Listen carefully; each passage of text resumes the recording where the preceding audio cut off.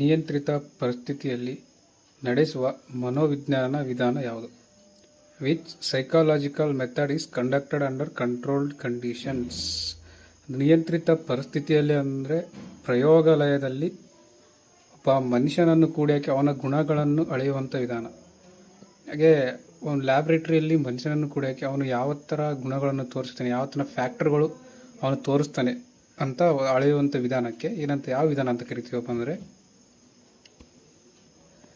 Experimental method.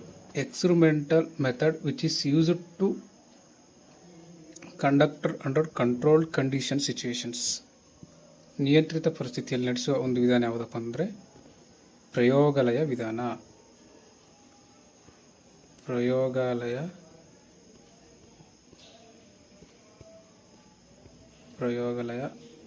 ವಿಧಾನ. ಈ ಪ್ರಯೋಗಾಲಯ ವಿಧಾನವನ್ನು ಕೊಟ್ಟವರು ಯಾರಪ್ಪ ಅಂದರೆ ವಿಲ್ಹೆಲ್ಮ್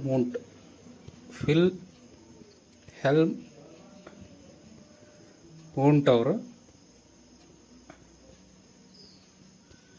ಈ ಒಂದು ಎಕ್ಸ್ಪರಿಮೆಂಟಲ್ ಮೆಥಡ್ನ ಅಥವಾ ಪ್ರಯೋಗಾಲಯ ಮೆಥಡ್ನ ಇಂಟ್ರೊಡ್ಯೂಸ್ ಮಾಡ್ತಾರೆ. Next question.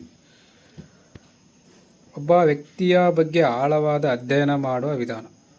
Which method involves an intensive study of an individual? ಅಂದರೆ ಒಬ್ಬ ಮನುಷ್ಯನ ಬಗ್ಗೆ ಆಳವಾಗಿ ಅಧ್ಯಯನ ಮಾಡುವಂಥ ವಿಧಾನಕ್ಕೆ ಏನಂತ ಕರಿತೀವಪ್ಪ? ಯಾವ ವಿಧಾನ? ಒಬ್ಬ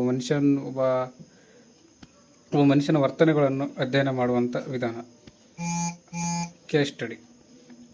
ಕೇಸ್ ಸ್ಟಡಿ ಏನಪ್ಪ ಅಂದರೆ ಒಬ್ಬ ವ್ಯಕ್ತಿಯ ಬಗ್ಗೆ ಆಳವಾಗಿ ಅಧ್ಯಯನ ಮಾಡುತ್ತೆ. ಈ ಕೇಸ್ ಸ್ಟಡಿಯನ್ನು ಕೊಟ್ಟವ್ರು ಯಾರು? Case study which is introduced by DFD books. DFD books ಅವರು ಈ ಕೇಸ್ ಸ್ಟಡಿಯನ್ನು ಪ್ರಪಂಚಕ್ಕೆ ಪರಿಚಯಿಸ್ತಾರೆ. Then next question. ಪ್ರಶ್ನೋತ್ತರಗಳ ಮೂಲಕ ಮಾಹಿತಿ ಸಂಗ್ರಹಿಸುವ ವಿಧಾನ ಯಾವುದು?